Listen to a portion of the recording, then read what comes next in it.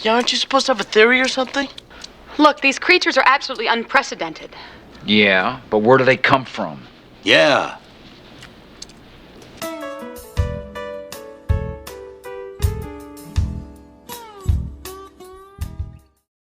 In January 1990, I was in Jacksonville High School in Jacksonville, Alabama.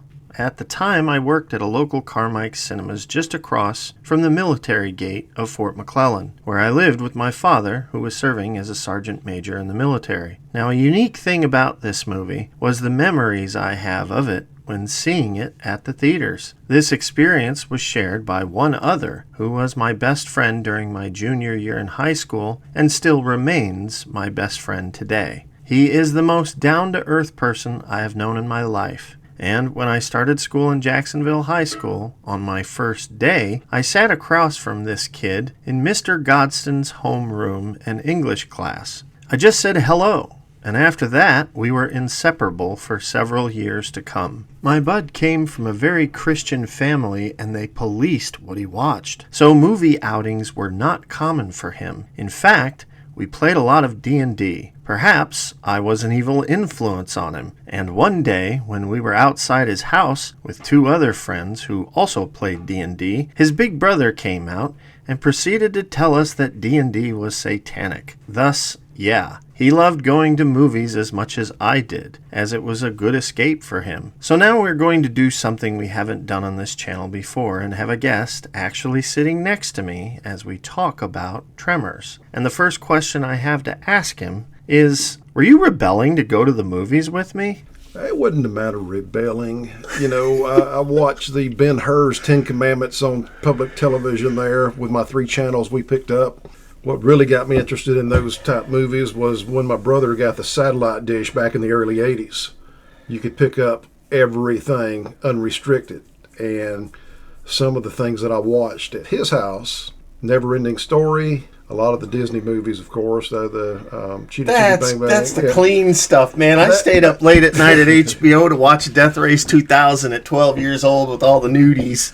Well, now when he went to sleep, he took the remote with him because he knew I would try to, because he had everything, all the channels. So, what'd you think of Tremors? We saw now Tremors when we went to go see it. I never saw a trailer. I never saw the poster. You said you saw the poster, and we went to the theater. I knew nothing about it. I looked at the poster as because when you said, let's go watch this movie, what are we watching? Tremors. I hadn't heard of it either. I hadn't seen any previews on TV for it. Go there, I look at the poster, and I'm like, okay, this is going to be interesting. It made a lasting impression when it was all said and done. There's nothing else out there like it at the time. I love the movie. I love the comedy. I love a lot that Rhonda is not a model. I love that she's just normal. I love that everybody in the town's normal. They are easily relatable. Yeah, I agree with that. One of the actors that at the time everybody else is into, the rock and roll bands, AC/DC, Whitesnake, Def Leppard, and everything else. I was into country music at the time. And wait, your voice gives that away. Are you sure?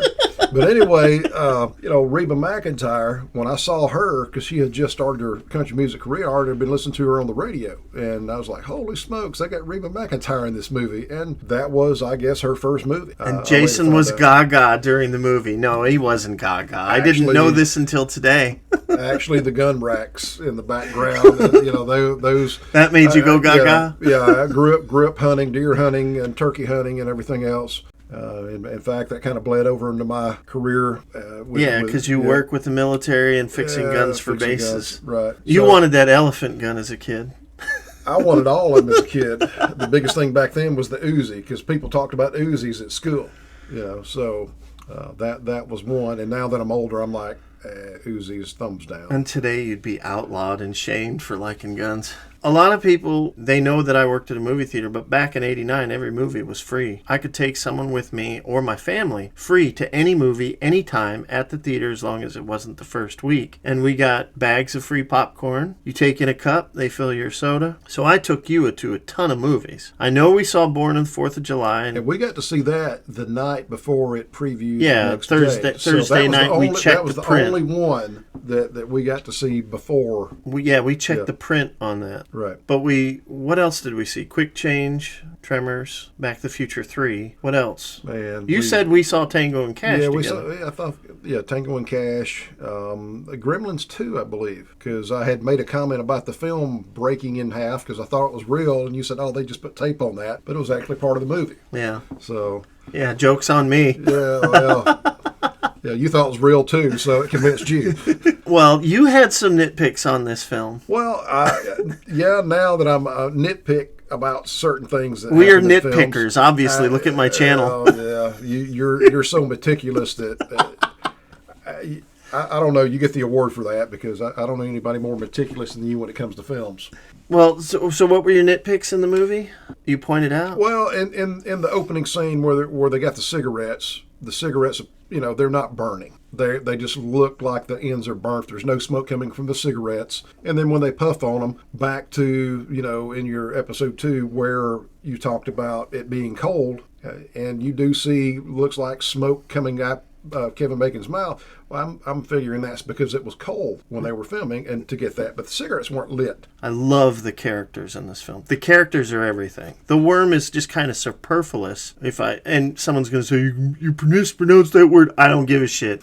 Yeah, my Alabamese, it's a unique language within, in its own. So I get by with that. The characters are great. Yeah, I think everybody can relate to each of those characters in some way. Plain ordinary people going about their daily life, and this extraordinary thing happens to them. And now we're going to go to Tremors 2, right? Yeah, we're going to do that next. Okay. Some people think I'm overprepared, paranoid, maybe even a little crazy. But they never met any Precambrian life forms, did they? After Tremors died at theaters, it seemed like just another forgotten film, except by those that saw it in theaters, who touted it as fun and enjoyable. Then on July 12th, 1990, Tremors released on VHS, and I remember when it came out on video as I rented it during its first week.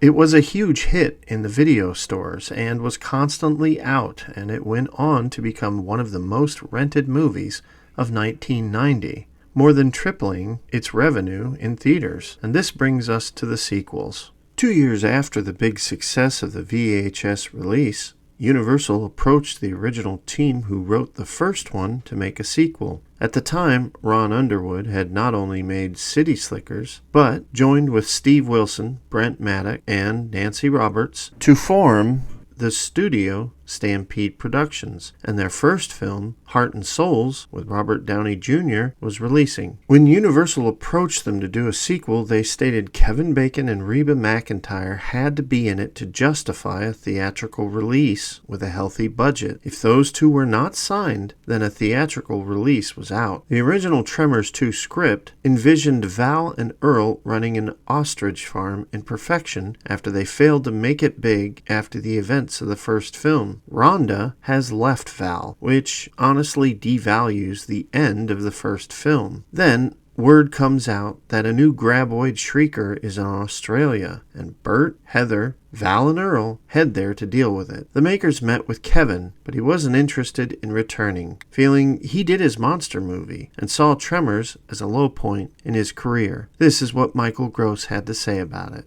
Kevin took it, I just know this from interviews he's had and from conversations I've had with him, he took it very personally. I'm not a leading man. I can't do this. You did not put me at the top of the ticket. I will be a failure on the film. Kevin's view on the film would later change, and he's very fond of it today. As for Reba McEntire, she was booked on a huge concert tour, so she couldn't do the film. True to their word, Universal passed on a theatrical release. So Stampede Productions went a different direction and found an avenue to make a direct-to-video sequel, directed by Steve Wilson, where he would double as writer alongside Brent Maddock, with Nancy Roberts producing. Unlike the first Tremors, this film had a very small $4 million budget and a 27-day shooting schedule. Studio ADI also returned, and despite the low budget, ADI went out of their way to do extra, helping stretch the dollar of the production because they loved their work on the first film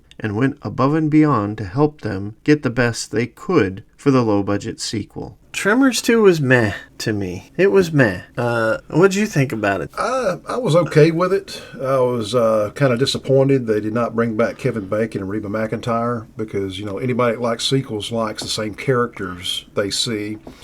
And that kind of kills a little bit for me, but I understand they had other obligations. I don't know what the writers were thinking with the evolution of these things, but I'm okay either way with it.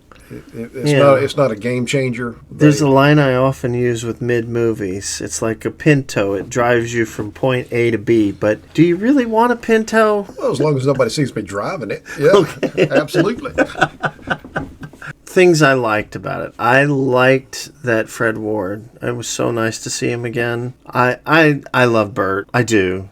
You can't go wrong with Bert. And I think that for the audience, I have not seen Tremors 4 and up at all. And in fact, we just watched Tremors 2 and 3 back to back. And that was my first time seeing Tremors 3, which we're going to do in a minute. I liked the first act. Yeah. The first act was a good setup. I liked how they hunted the graboids. That was pretty cool. And I was excited. I was like, how much money are they going to get? Get another one. Get another one. Make some more money. Come on, Earl. Climb out of your hole. Oh, absolutely. And the only other part that I didn't like really was it didn't make sense to me. You got an oil refinery that they're working for, and all of a sudden there's this warehouse full of candy. And where in the heck did the candy come from to be put in an oil refinery warehouse in the middle of nowhere?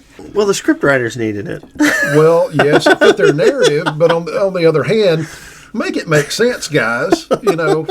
And that's why I'm just okay, because, I don't want that one scene to ruin the whole movie for me. So that's why, I'm okay with it. It is a formula, though. If you notice in the first film, Val and Rhonda. Now it's Earl and the Playmate. Right. Earl's got a sidekick, just like he had in Val. He's the older, wiser man. Except this new sidekick, it don't hold a candle to Kevin Bacon. Not at all. Absolutely. And that's what I'm saying. I wish they could have stuck with Kevin Bacon, but I overlooked, several things that... Well, sometimes you got to overlook. Back in the day, I was a sequel guy anyway, so I'm... Yeah, because it wasn't an everyday thing. Right. It wasn't back then. Yeah. So should we just go ahead and go to Tremors 3? Yeah, let's do that. Yeah, let's do that. I'm here to tell you there will be no more killing of graboids, period. So we let them live, and we become the endangered species. One of the things that led to Tremors 3 was 1999's Wild Wild West, because Steve Wilson and Brent Maddock wrote the early screenplay for that film, and it was slaughtered by many forces involved with the messy production. That was the heartbreaker, because we spent a lot of time on a screenplay that I think was probably our best one, and it was turned into an incomprehensible mess. So once again, they wanted to make something of their own, rather than have their work cannibalized, and they were proud of what they did on Tremors 2. So negotiations began to make a new one, and all involved intended it to be the last film of the franchise. Unlike the first two films, Wilson and Maddock wrote an outline and then hired a writer to finish it up. This time, Tremors 3 would be directed by Brent Maddock, and it was shot in 22 days, 5 days less than Tremors 2. The film was also made for less money, only $2 million. This time, Fred Ward was not in the film because the writers wanted to respect the fact that in Tremors 2, Fred finally came into money and a sweetheart, and therefore moved away from perfection. Bert, on the other hand, saw perfection as his base and sanctuary from the world, which would be ignored in later sequels. When this sequel came out, Universal didn't help out much. They wanted to cut pennies, nothing more. We got to a point with Tremors 3 when there was no promotion at all. I remember saying to Universal, there's not even a poster to put up in a video store. I'm not sure saving money on promotion is the smartest way. Despite this, Tremors 3 had great success on DVD and VHS. The second Tremors is real simple. There's Earl. We're going to hire Earl. He's going to kill graboids. He kills a bunch. Graboid turns into this thing, and then they got to kill them, and he gets the girl. That's the end. This Tremors The third one, I like more than Tremors 2. I don't know, man. I felt like it was kind of rushed. The whole movie It just was.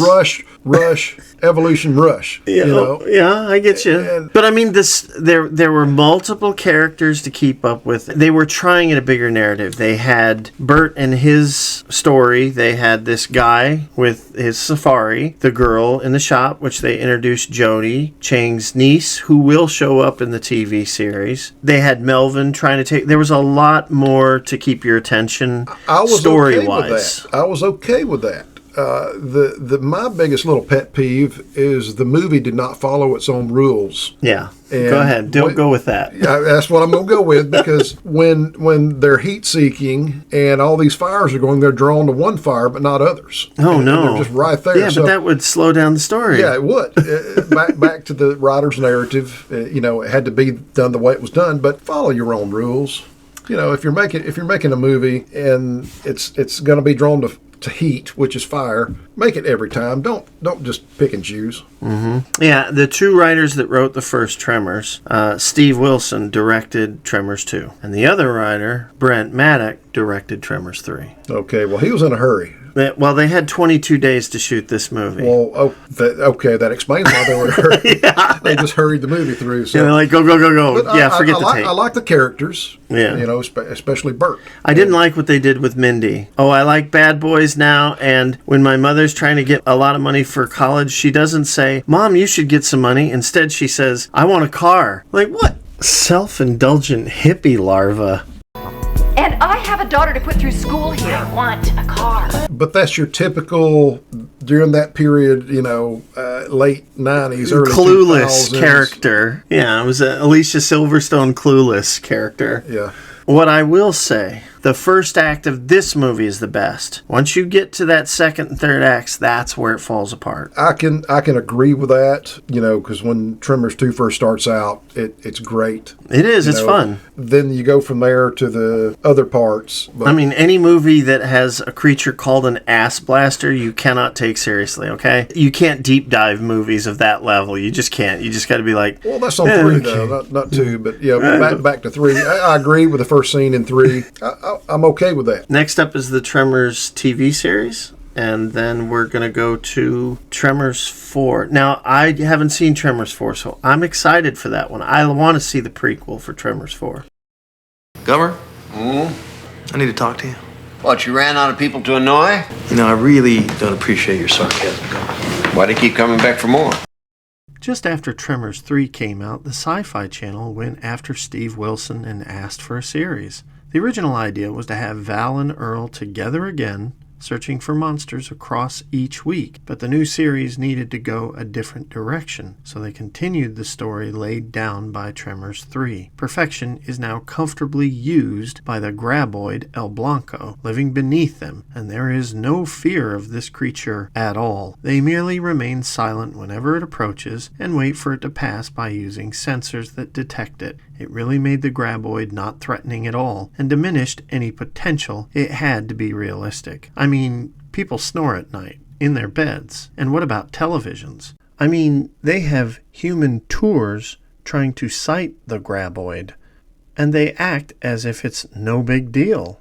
At least in the third movie, the business went bust when a graboid was spotted. The show turned out to be a Monster of the Week series, with Bert leading the defense force against green mists, ass blasters, psycho dog beasts, or acid plants that spread in the valley. The show even decided to recast Mindy, and she showed up with a group of stupid activists demanding all humans leave the area because they endanger the graboid, despite the fact that the humans lived by it and actually protected it from those that tried to kill it earlier in the show. Yes, you heard me, graboids rights activists. But if you think about that concept, it would definitely fit with many modern-day activists and their uninformed logic, propaganda, and senseless methodology. Bobby Jacoby did a cameo as Melvin, and Nancy is recast along with Chang's niece from Part 3, while Bert is the main draw for the show. Miguel's niece was introduced, but her job in the show is to have only 2 modes. At the beginning, it was to wear a bra as little as possible. She would even wear makeup whenever she did ranching chores, and the show found an opportunity to exploit the character further by having her do a wet t-shirt moment. When this didn't work, they turned into the lame trope of her being snarky and tough-talking. This character would fit perfectly in modern-day Marvel movies. Christopher Lloyd showed up as a mad scientist. No,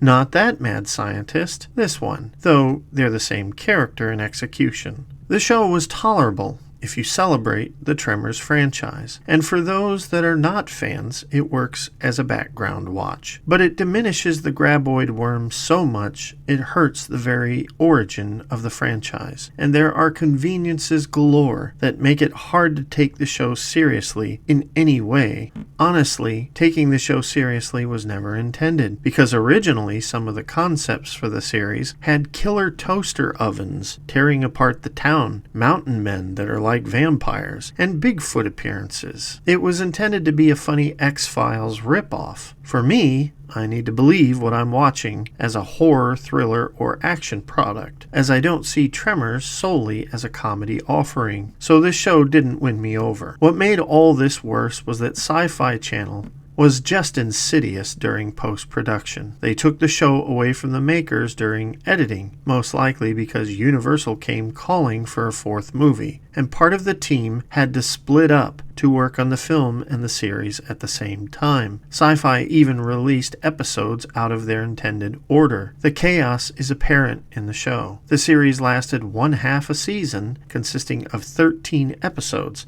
because the number of views for each episode dropped consistently before it was dumped. And if you watch the show, it's apparent why. And by the end, the last few episodes had a lot less of Michael Gross in them, because he was pulled away to do Tremors 4. And this was clearly evident when they lamely tried to make a female Bert. And that was just embarrassing and cringy. And this leads us to the next movie.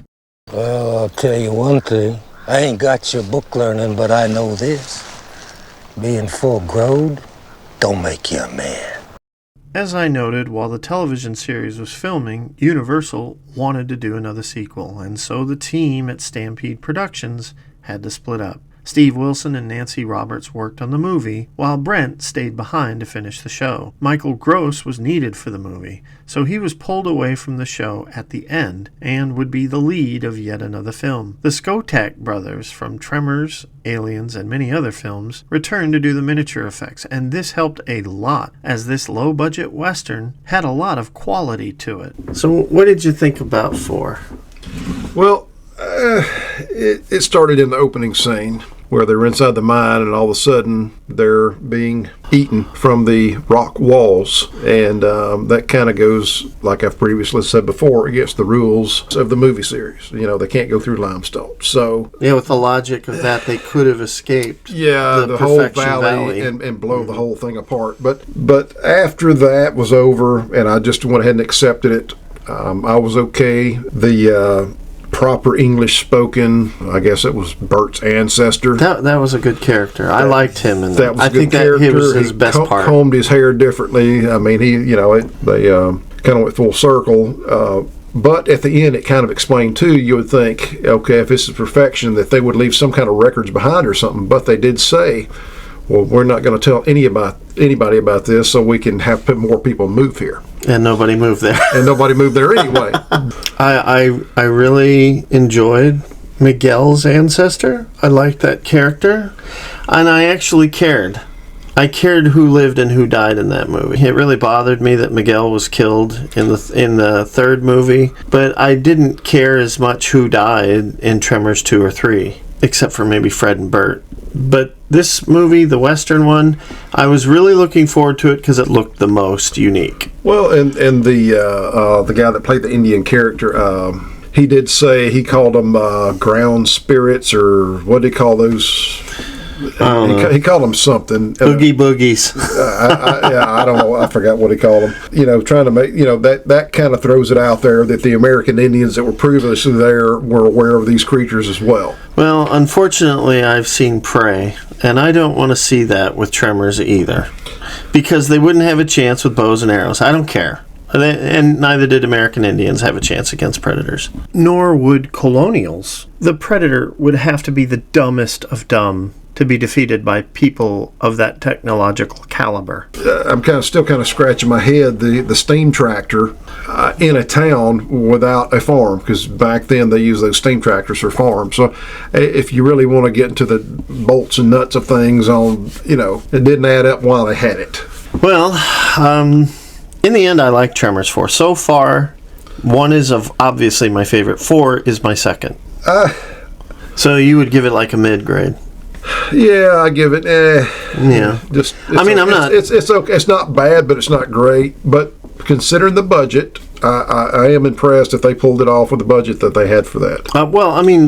I enjoyed the gunslinger. I enjoyed the acting. I cared about every character. I thought every character fit. It's definitely not the way I felt about the next one. We just watched Tremors 5, so why don't we just go straight to Tremors 5 and let's talk about this? Let's not talk about it. Burt's Bullseye brand cactus juice marinade will eradicate any trace of that taste like chicken residue. Since Universal invested nothing towards the marketing of Tremors 3 and 4, the movies were receiving less and less success. But they still made money. Tremors 4 was the least successful to date, and even though a 5th film was asked for by the studio during the production of Tremors 4, the first draft of the script by S.S. Wilson and Brett Maddock, called Tremors 5 Gummer Down Under, where Brett heads to Australia to kill graboids, for years there were rumors. But later, Tremors 5 began to get traction. Rather than involve Stampede Productions, Universal, who owned the Tremors license, just pushed aside Wilson, Maddock, and Roberts by offering them a token executive producer role and didn't give them any creative involvement at all. And you can tell in the final film, as the humor is very strained, and there are a ton of story tropes that are contrived and lazy, with exception of a few interesting and fun moments littered throughout this cookie-cutter film. I'm just going to say it, this movie bored me. It was Jurassic Park. It was Bert going to an island, basically, to hunt, and there's a bunch of people there. Perfect example of Jurassic Park. The kitchen. It had the same raptor toe steps, and then they stole from other things, like I loathed the Lara Croft stand-in. She wears the same exact outfit as Lara Croft, and she even has those I'm a girl boss stare after she shoots her arrow at a gas tank that's already lit to go off. But her arrow is better than the fuse in the gas tank because it ignites when her arrow hits. I even hated the slow motion walk of a guy walking towards the... Yeah, I caught that because there was no purpose or reason to have a slow motion walk on a scene that was happening in front of him for other... That other people were dealing with. It's like, hey, I'm watching this. Aren't I a badass for watching? It's like, no, you're not. It's like they were adding a filler just to fill that amount of time with something. So. Yeah. I like the Bert and son story, but only so much because the son just, I think it would have made it more interesting if he would have come out sooner with that I'm your son. Yeah. Versus we could have explored it. Waiting till the end of the movie. There's no creativity to this movie. It's copying tropes and copying other films. The only difference is the African version of the graboids or an ass blasters and everything. It looked like they beefed them up is about all. More teeth, more vicious, more streamlined, more... Well, we have CGI now. Let's make these more digital. Right, and that's what they did. And I think that's what I like 4 more for. One of the reasons why I enjoyed 4 so much is because 2 and 3, I'm sure fans will be angry at me for saying this, but I don't care about ass blasters or shriekers. I care about the first Tremors worm. It was a threat. It was serious. And this is kind of the same way I feel about Alien, because you don't need to keep changing the aliens or adding elements to it. You just need to write it smarter, and it goes same for the worm. Tremors 4 only focused on the worm, and it was threatening. It was dangerous. In this movie, it just felt like, oh yeah, look at the CGI Jurassic Park monster. Yeah, that was disappointing because I don't know how many cuts they went to the feet of the ass blaster in that kitchen. Yeah. Three. You sure it was 3? I thought it was 4. Well, I was starting to see deja vu after 2. Yeah. Well, I will tell you the one thing that really got me in this movie is I am sick and tired of the situational awareness. I am sick when, you're in a dark cave and you're, and if you're that loud, you're going to die. And I'm sick of people on the ground making noise and yelling when they know there's something. We all do not do that. I want to talk about that. I want to talk about the children in some of these I say episodes, some of these movies. Yeah, that the children always cause the adults to die. Or be in serious danger. Or the adult says, stay in this location, don't leave. Stay in the car, baby, okay? Stay here, baby, okay? First thing the kid does, they take off and they get somebody else killed. There's a damn dangerous creature outside. We're going to go in a building and leave the kid in the car. It's like, what? Hello? By that time, I'm rooting for the creature to eat the child. That sounds terrible. You are such a bad person. It sounds terrible, but you get to that point, and it's not just Tremors. It's other movies, too, that we won't talk about, Oh, my gosh. Just eat the kids, and everybody else will live. Okay, so our consensus on Tremors 5 is eat the kids, and we'll move on to number 6. I didn't say that. You make me sound like a terrible person now. I think you better sit this rep out. Who put you in charge? You did. I did. Yeah, once you got hurt, Bert, that puts me in charge whether you like it or not. For our Tremors 6 and 7 behind-the-scenes detail, there's not much to say. Universal kicked out the original creators, and the people involved with 5 continued to do 6 and 7. The direction these new filmmakers took was completely different than that of Stampede Productions. With Jurassic Park attempts at seriousness while trying to throw in humor that feels more Marvel than Tremors. According to the book Seeking Perfection, Michael Gross stated that he felt like a kid between two parents, Universal and Stampede Productions, and that would continue. He said the original creators knew his character, and with the new direction the series was taking, he would often find himself talking to the directors saying, "This isn't what Bert would say." And you will steadily see that, especially in the 7th one. With that said, this is what we think about Tremor 6. We just watched A Cold Day in Hell, and I feel nothing but apathy. Bert's an action hero. I fell asleep. You did. Bert's an action hero now. He's got to go hunt graboids, except this time he's hanging out with college models who run scientific outposts. And this time, of course, Bert repeats the same plot point where he can't control his obvious fortune because he's got all this military equipment that costs a lot of money, and he's got classic cars that were what, like $30,000-$40,000? Oh, that's a $40,000 classic truck. Yeah, right. Yeah. In this movie. So, you know, I mean, it's just the same old beats, and then the casting of this film is just atrocious. I didn't believe a single character except Bert and his son, and they weren't even utilized well. Whenever there was a death, it was mostly occurred because of stupidity, because, yeah, we got to yell even though we know something's in the ground, but when people died, I felt good because it was one less unbelievable character to keep up with. I can agree with that. I just wanted them all to die at that point to get the movie over.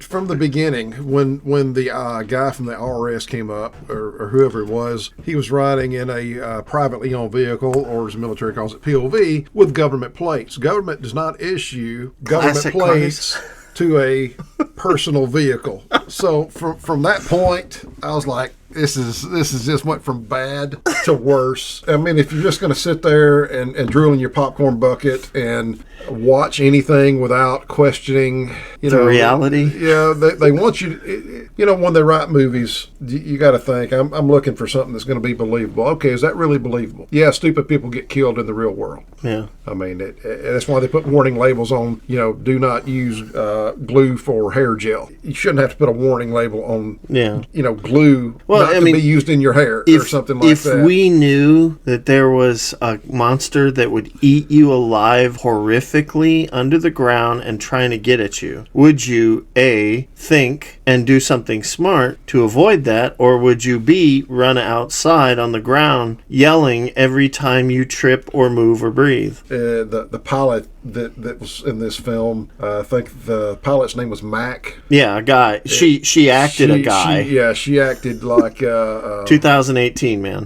Where are all the glaciers? Melting. Sled dog unemployment's at an all-time high.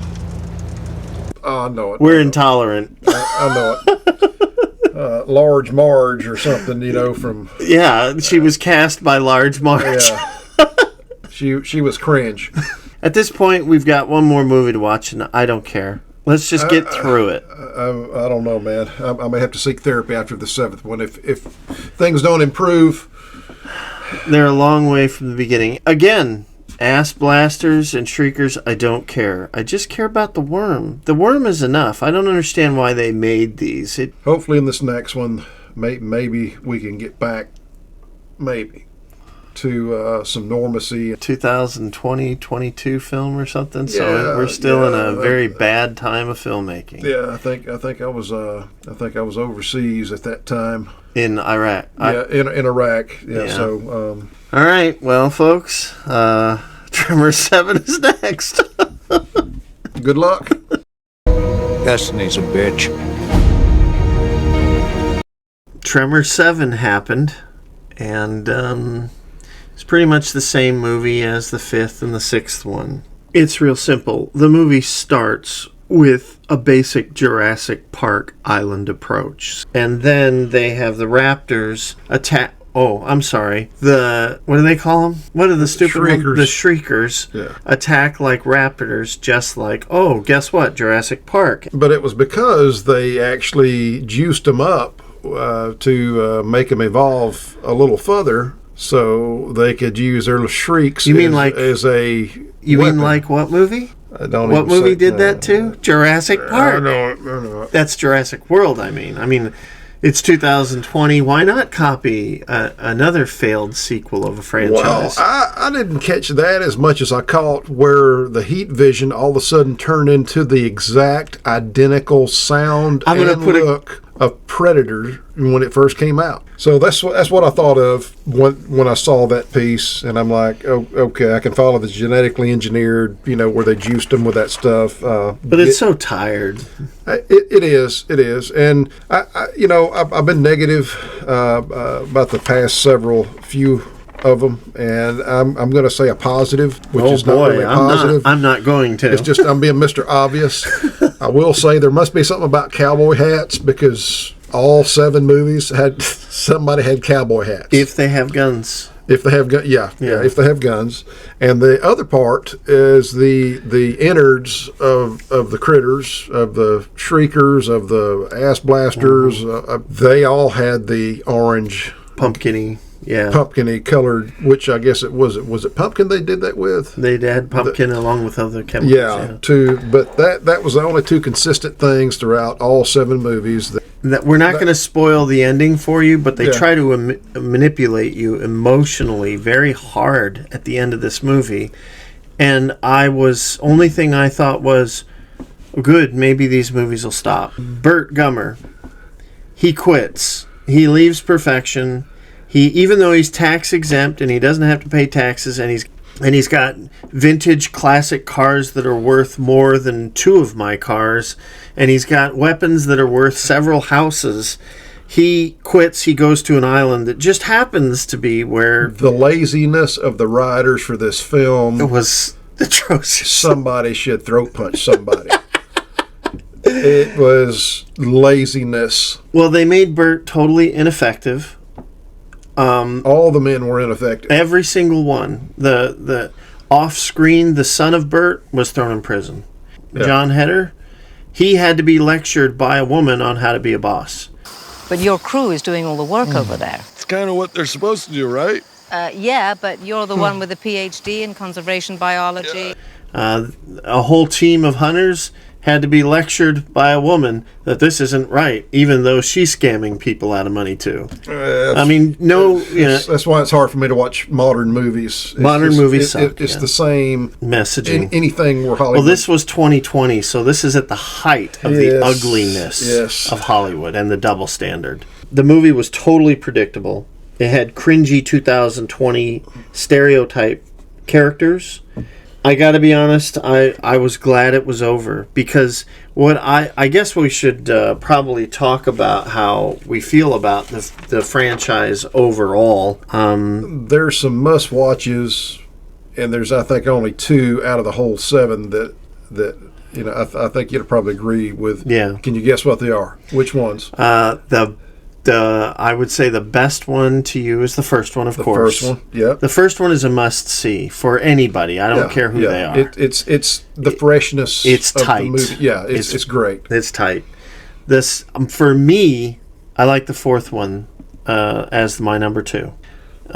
You kind of a pre-sequel, yeah. Those are the 2. That's the two. Yeah. I thought you were going to pick another one. No.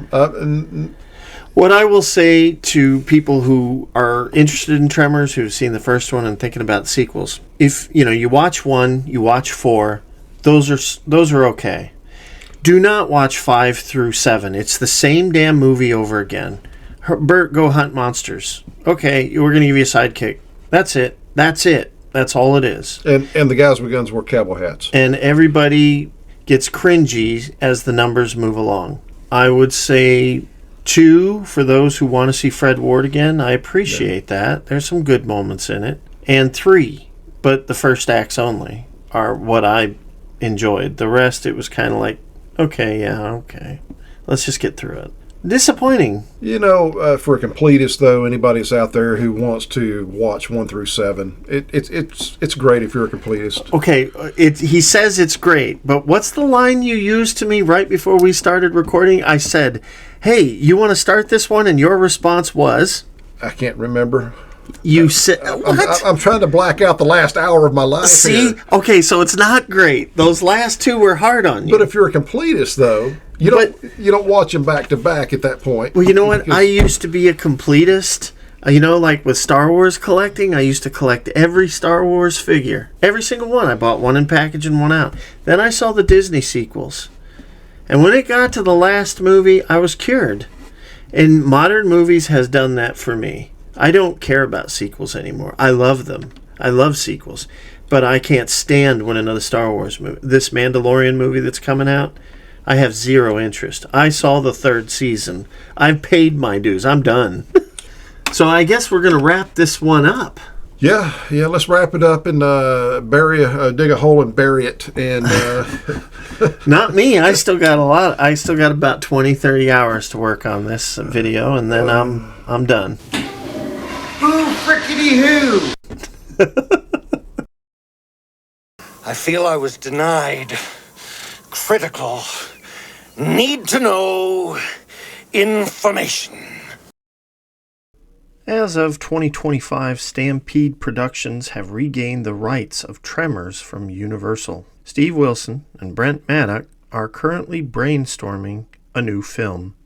I have to be honest and say, I don't think I want a sequel or reboot of Tremors at all. In all the sequels and shows, I just love Burt Gummer, and Michael Gross makes them all fun. The other problem is I have zero faith in modern reboots and sequels, even if Kevin Bacon, Finn Carter, and Michael Gross returns. Honestly, sometimes you just need to let some things go.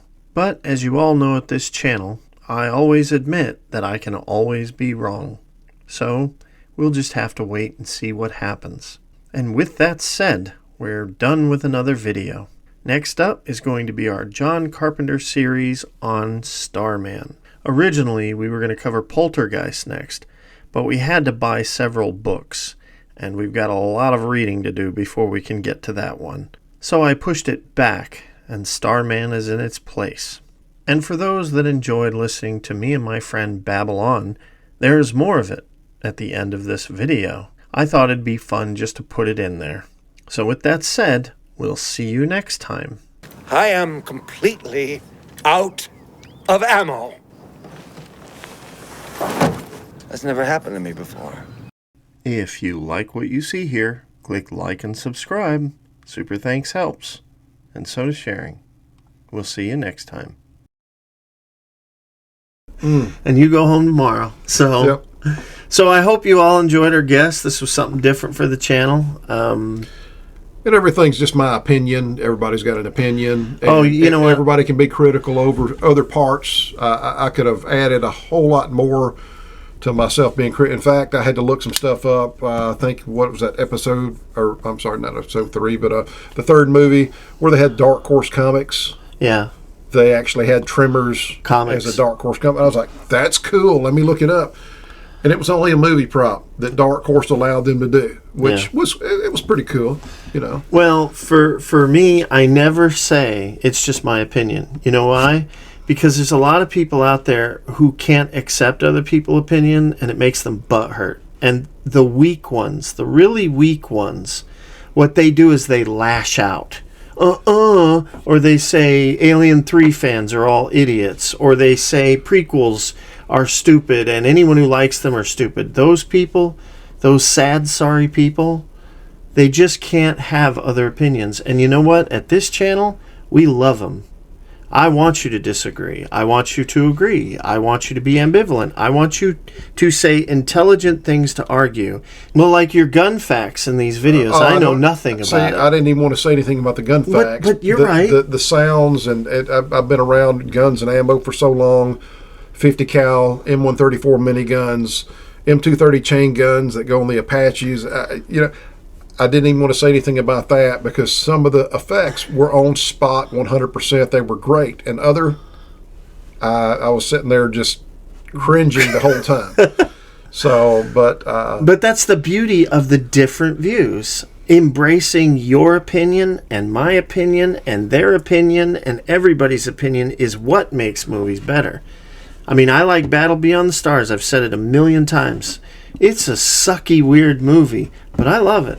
Kind of like Flash Gordon. Do you like Flash Gordon? Sometimes I do. Depends on how much I've There drank. are people out there that think Flash Gordon is the greatest movie ever, and you know what? They're right. Now, you can objectively take apart movies like The Last Jedi and Force Awakens, which are dumpster fires. In writing, I mean, it's just atrocious how bad those are. But there are people out there that think they're the best movie ever, and you know what? They're right. But that doesn't mean I need to say, yeah, you're right. I watch movies the way I do, and you're going to watch them the way you do. So, but you know what? I didn't want to edit a lot of stuff. This was off the cuff. We had no script. I thought I'd do that for one time on this channel with my best friend, and we'll go back to our normal format. Let's go ahead and put the nail in the coffin on Tremors and call it a wrap. Yeah, it is a wrap, and we'll see you next time.